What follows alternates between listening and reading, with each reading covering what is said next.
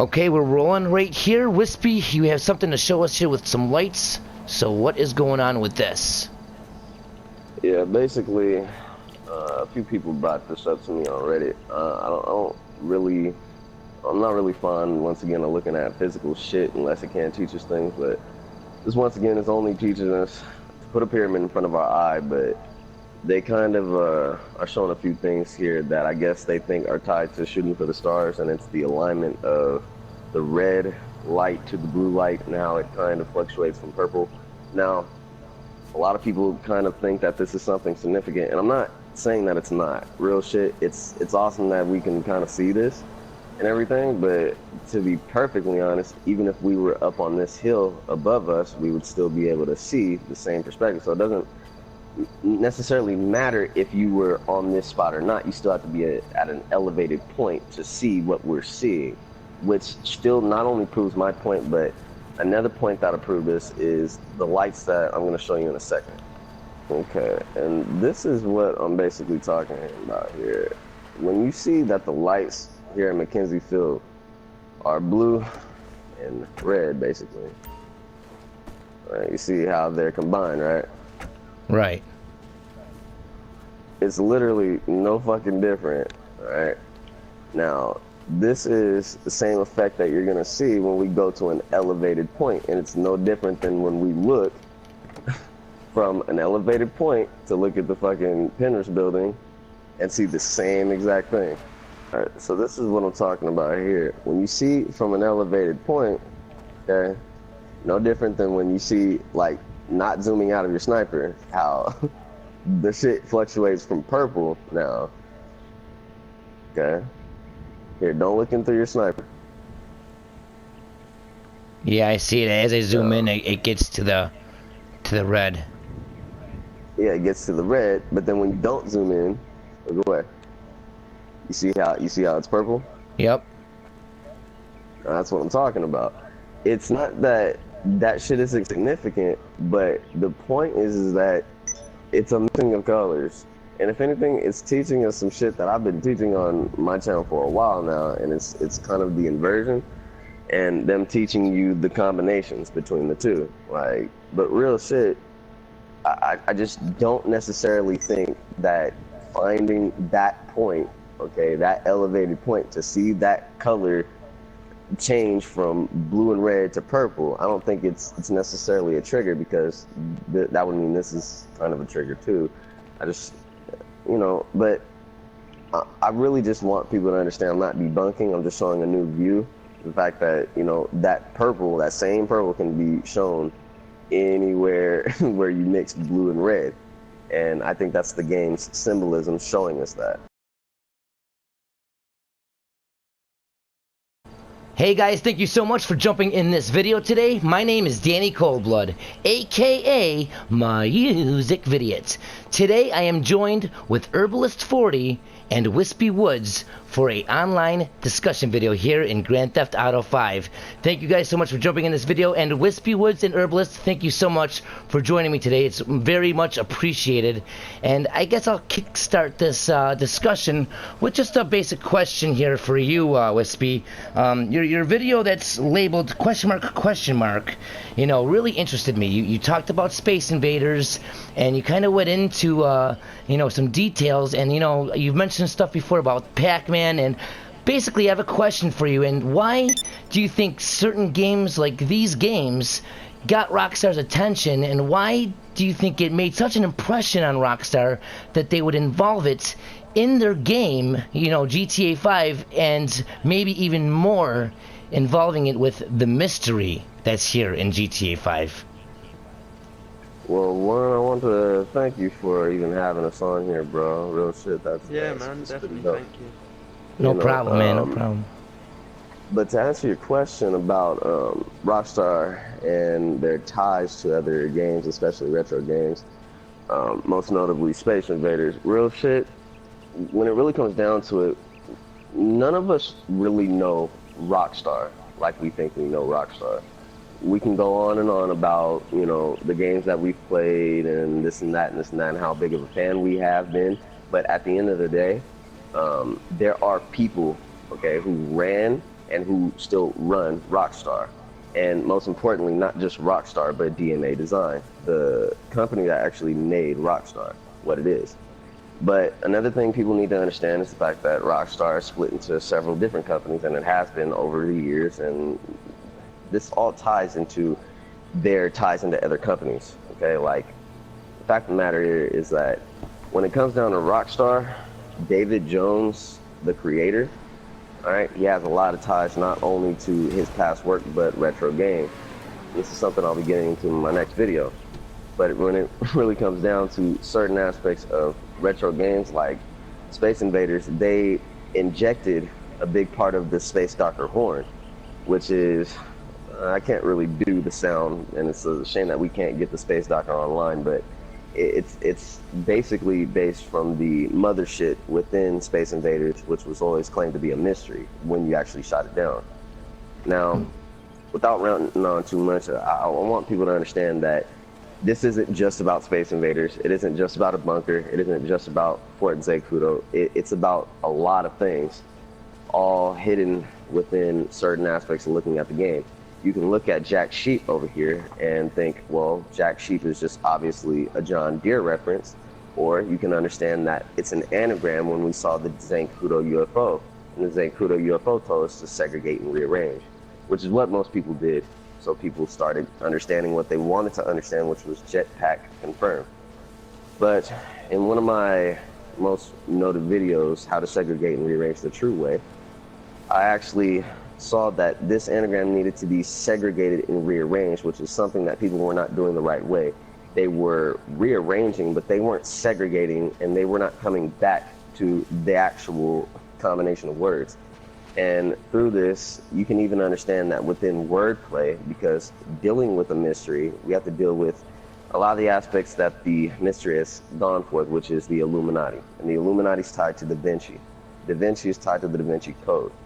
So dealing with word plays and so on and so forth, Jack Sheep can even be tied to Jack Shepherd. And he's a most noted character on Lost. And honestly, without people understanding that Lost is just the answer here, I don't want people to be too confused. It's not just Lost, okay? Just when you think you understand the answer, you have to go a little bit deeper and understand that J.J. Abrams and even a lot of the other producers that are tied to him, and you know, a lot of the characters within Lost are tied to this mystery, but in more ways than one. It's not about just looking them up and knowing the answer. It's about understanding and branching out into a tree, which is why the Epsilon talk a lot about trees. But again, no, this isn't to just confuse people. They want people to solve this mystery, okay? This is one reason why they don't help us too much when it comes to literal clues, because it's all in our face, literally. Wow, man, that's really good stuff, Whispy. I'll jump in real quick. Like, obviously, kind of started off on Whispy's video question mark, which relates to arcade games and retro style games. Some of you may have seen it, but not too long ago I brought up the Trials mystery, which has pretty much been cracked already, and I just showed a brief overview of what went down in a very old version of Trials, which is Trials HD, where it all kind of kicked off. And it went from a riddle on that game onwards, and the next version, the most recent version, is Trials Fusion, which I've been playing recently, and I was playing one level, and again, like, without being able to show you, it's a little bit hard to describe, but it basically, one level threw me into a retro series. Like, my motocross bike, if you just check out how Trials is, like, it just basically turned it into a 2D version of Trials Space Invaders, and then Trials Pac-Man, and then Trials a couple of other retro Trials games. And if I'm not mistaken, I haven't really looked it up too much, but I believe that level must have had something to do with their mystery in some way, shape or form. And I just find it interesting how the things that we bring up, like, the more I look into the Trials mystery, I see a lot of similarities, which leads me to believe that, you know, a lot of what we say isn't quite as crazy as you might believe, seeing as it's already helped to solve one mystery before. And a pretty, you know, if I'm going to talk about it seriously, the Trials mystery is actually pretty fucking amazing. Like, the ending to it, I won't give you any spoilers, I'll let you check it out for yourselves, but the ending to it is pretty fucking bold, to say the least. But Trials is from Ubisoft, and it's just one of their branches, if I'm not mistaken. Like, it's not one of their major productions or nothing like that. It's not one of the most financed games they have. But here we have Rockstar and Grand Theft Auto. Like, the game made billions of dollars. Like, it's only normal that the mystery we're facing here is going to be similar to that of Trials, but on a whole different level, on a much bigger scale, to say the least. Like, and that's just something that's interesting to me, at least. Definitely, man. And you know what? You're definitely right too, because Rockstar has a lot more money, okay, to put into this mystery than I believe Trials had in theirs. So yeah, a lot more mines to pay. Like, if they really wanted to. Like, there were so many things they could have done with that. Right. While we're talking to you for a second, Herb, let me go ahead and ooh, wow, that chopper's pretty loud. Let me get off. Let me get off of that so we don't ruin the audio here. I was gonna take you to see, like, obviously. Oh, that's cool. Go ahead and ask your question, man. Go ahead. You know what? We can. I'll ask you in a second. Let's go there, and guys, we'll be right back in 1 second. Okay, we are back. We just got over to the court center, and I did lower the volume here, so those blades on the helicopter shouldn't be too loud. So, Herb, we are back, and I'll let you take the lead here, bud. Well, like, I don't know if you got it on on the mic or not, but you were gonna, I believe you were asking me about one of my previous videos now, and it was seeing the stars of GTA5. So, like, obviously, you wanted me to clear a little bit up about that video and maybe get some people who hadn't seen it to go check it out. So, you know, anyone who wants to check out my channel, I'm sure Danny will put a link in the description for me and for Whispy, so you guys can go check all this shit out. But basically the video consisted of mapping out the stars, pretty much, like actual constellations onto the physical map that you get inside your games case when you bought the game. Now, back when I made this video, it's important to know that a lot of people were curious as to where the stars were, what stars we should be shooting for, and as Whispy brought up a little while ago, or I don't know where Danny's going to place it in the video, but as Whispy was talking about, or is going to be talking about, shooting for the stars, like, my interpretation was, right, we've been looking at religion, we've been looking at all these things, and we know that Rockstar likes to parody or mirror real life in their own kind of satirical way, or in their own personal way. But at the end of the day, one thing stood out to me is that from the beginning of time, every religion has always been based more or less on astrology, on stars, and they've always looked up to the sky for their gods. Now, another thing that humans have always done since pretty much the beginning of time is the stars, we've mapped them out on the Earth through different monuments. Like, take for example a simple one, if you take Orion's belt and you take the pyramids, they pretty much line up perfectly. It's not pretty much, they do line up perfectly to Orion's belt, and there's so many places around the Earth which fit to this theory. I thought for a second, why not look at the sky in the game, but rather at the map itself and see if certain constellations wouldn't stand out there. And when I brought out the video, I think a couple people got me wrong. I think they thought I did it purely randomly, you know, but at the end of the day, I didn't. There were a couple of things that really stood out, and we're at one right now, and this is the court center. Now, to kick off, there's a particular vehicle in this game called the Canis Major, and the only place and time you can get that vehicle in story mode is here at the court center. Now, the Canis Major hit me in my head because it sounds very similar to Canis Major, which is a constellation. It's one of the dogs that Orion hunts with, if I'm not mistaken. Now, obviously the names are very similar to each other, so I put my first point down here on the court center. Now, how did I map the whole constellation out from there is basically from a mistake I made.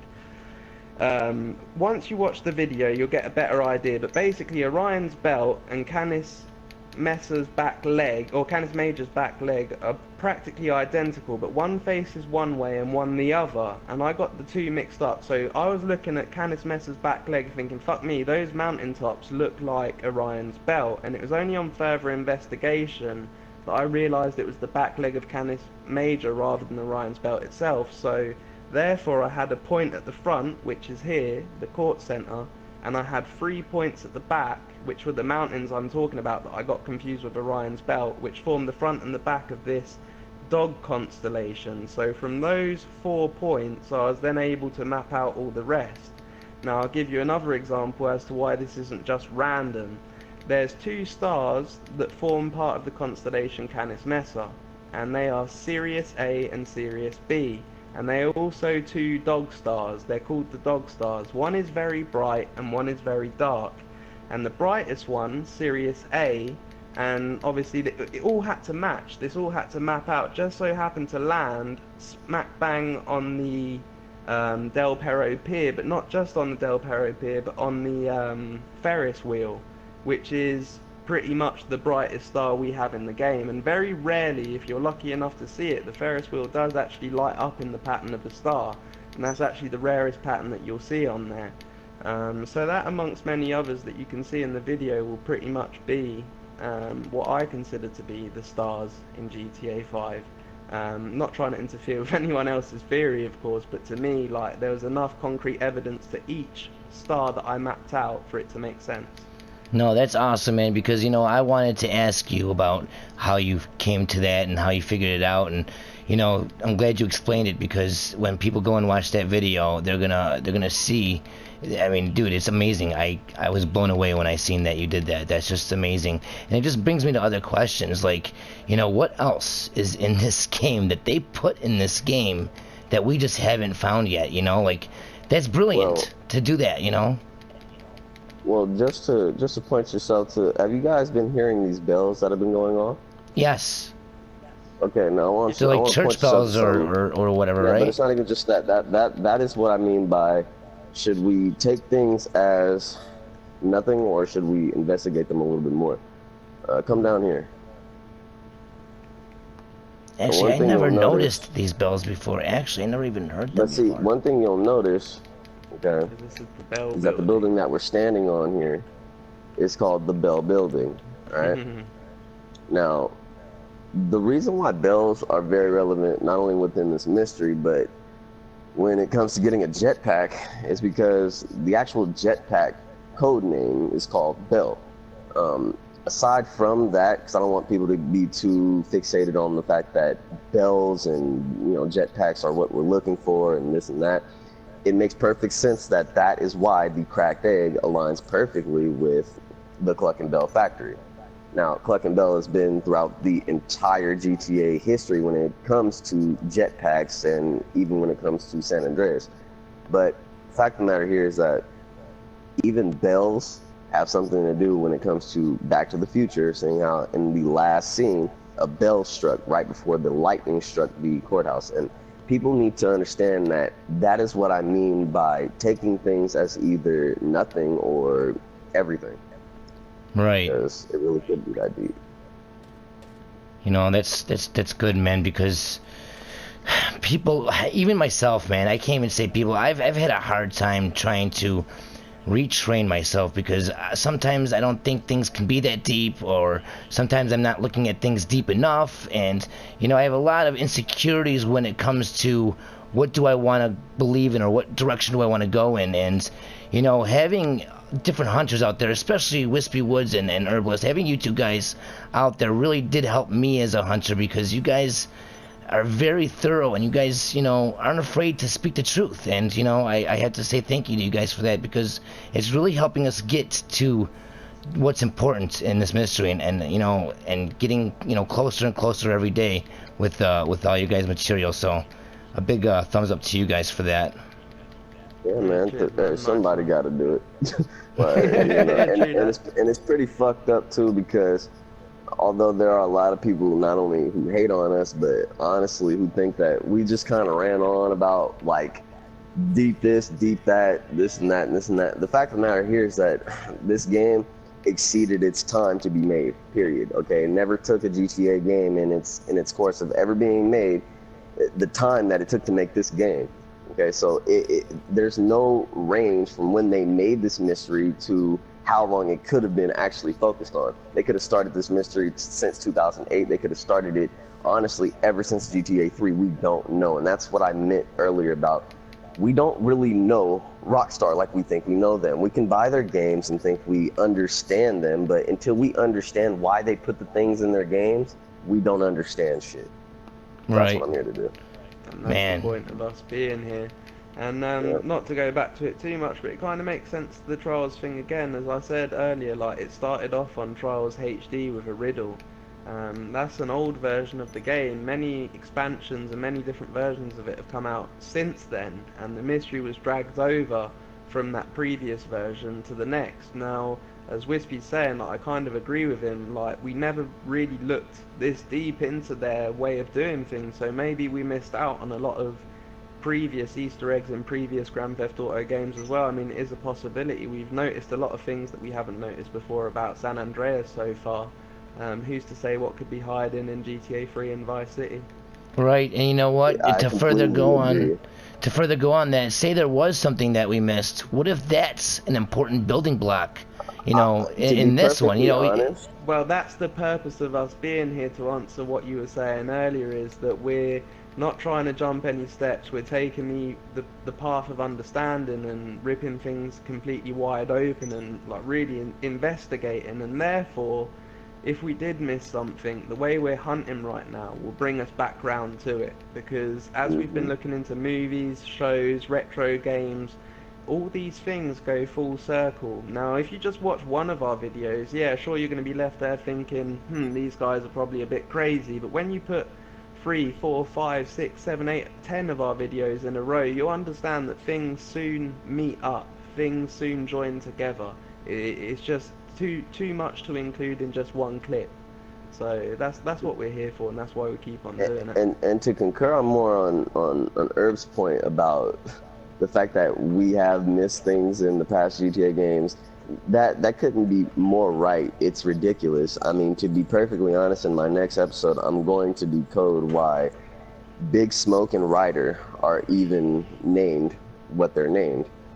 The fact of the matter here is that they could have chose anything, but when we're dealing with a game that is connected to San Andreas, and this game is telling us to segregate and rearrange, we need to understand that that is a valid tool that they put on a valid Easter egg for a fucking purpose, not just to convert to Easter egg. If we were supposed to understand anything, we're supposed to understand that Easter egg, okay, conforms to segregating and rearranging. Point blank. Right. Man, that's some pretty good stuff, man. That's some pretty good stuff. Yeah, man. Well, I think that we did some pretty good coverage today, guys. Very good discussion. If you guys have anything else, now would be the time to say so.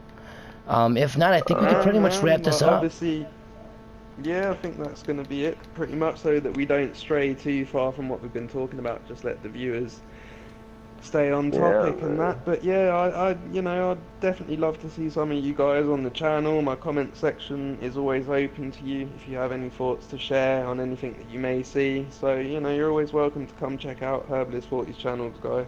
You already know my channel, guys. Yeah, guys. Everybody can come here and learn anything they want on my channel. Doesn't matter. Like, we're gonna decode damn near anything, so we don't fucking miss shit.